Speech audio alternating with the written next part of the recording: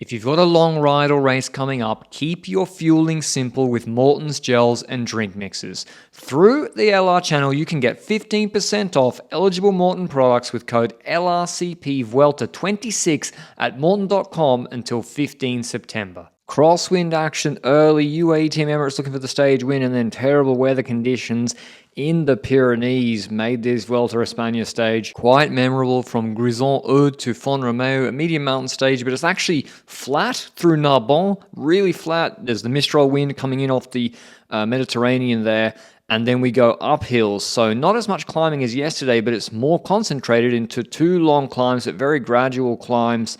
Here we have the exposed part when coverage starts near Narbonne. We have, I don't know, is it like a wetland? I think there's flamingos there or something.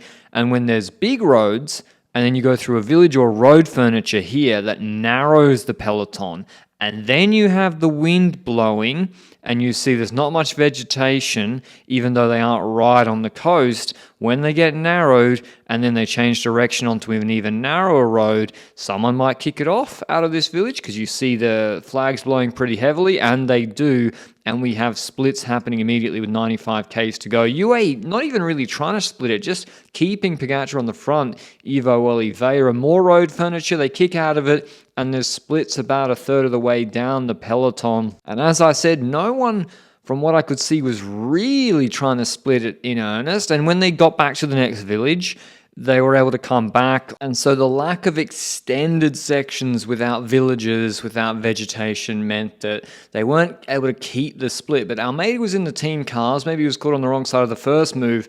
And then UAE do properly send it with Vermarca and Oliveira. Pogacar in 5th position, Tarling right there with his Ineos ride. I think Only must have been there. Breakaways down to less than a minute now. So just this crosswind actions obviously put them under much more pressure. It was 2 minutes most of the day. Pogacar's pushing Oliveira through and discussing with him what to do. And usually in crosswinds, if you're in good position, you just split it, see what happens, and then you're in the first echelon, and then you can take stock of whether you continue or not. That's better than chasing behind. Kung pushing for Brenner, and you can see the angle of the guys' bikes.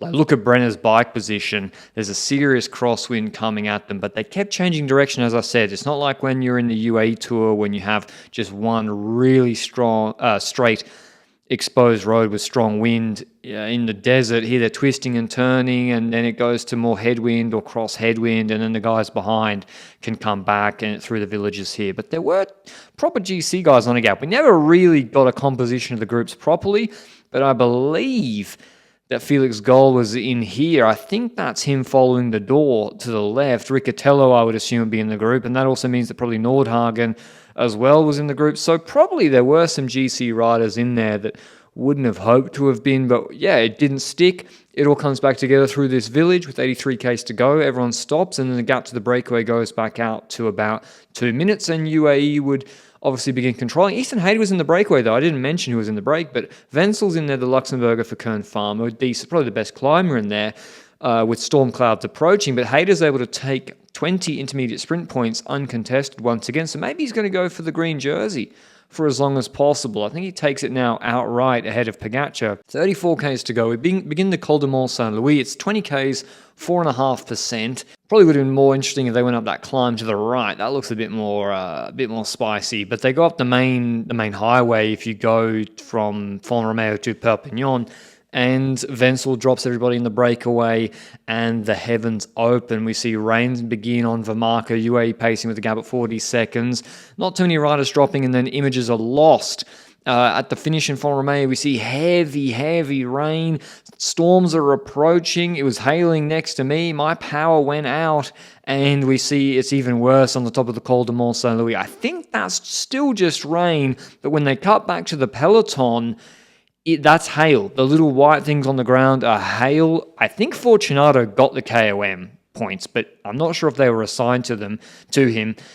I don't know who's dropped. I don't know who stopped at this point. The images were coming in and out. We see guys that were dropped seeking shelter in this random place. Brennan's taking his sunnies off. Like, what's going on? Kreisweg's there. Ineos riders stepping in, trying to take cover from the heavy hail. And Pogacar's sort of continuing. But I don't know if it had been cancelled now, but they were already saying we're going to stop, because you can't just stop. It's dangerous if you just stop in a group. But I think they've already decided to neutralize. And then the decathlon rider, it might be Mühlberger, he points over to the right. Let's go over to the right. Pogacar sort of had looked at him, heard him, said, all right, we're going to go to the right. Let's go to the right and go off there. But then there's a lightning, and the lightning makes Pogacar immediately, the lightning flashes, he changes like, no, we're going straight in wherever, we're going there, we're going left. Well, I guess that was what happens. Kuss is going on an adventure somewhere else. Peloton goes the other way. Maybe Kuss went to the finish. Give Kuss a 1 hour gap on GC for going all the way to the finish, I say. But yeah, strange scenes only in cycling. Your man gets smashed with a hailstone on his head there. Roglic is trying to get into cover. Filippo Zana is like, this is not Italian weather right now. And they all pile into this, Daniel Frieb said on Twitter, like a military sort of establishment, hostel, hail on the ground, and yeah, they all just go in. Fortunato comes back, and this Cofidis rider is looking very, very cold. And the stage was cancelled. Carlos Canal's laughing about it, and Bruno Amirel is acting as the bouncer at the door, albeit looking a bit cold. So yeah, strange stage. They had to stop it, obviously. Or did they? Game's gone? No, I'm kidding. They had to stop it. Crazy, crazy weather. Hopefully all the riders are okay, and they're able to get off the mountain this evening without incident, because they're travelling to Andorra for tomorrow's stage. So they've got a decent transfer from Font Romeu. It's a heavy mountain stage, proper multi-mountain stage into 105 kilometres. Will Pogacar go on the Collada de Bechalis? Col de Bechalis? I don't know. It's very steep. It's where Kuss won in 2021 when they're using the Tour de France, but it's further from the finish tomorrow. Hope you enjoyed the video, and I'll see you with the recap then. Ciao, ciao.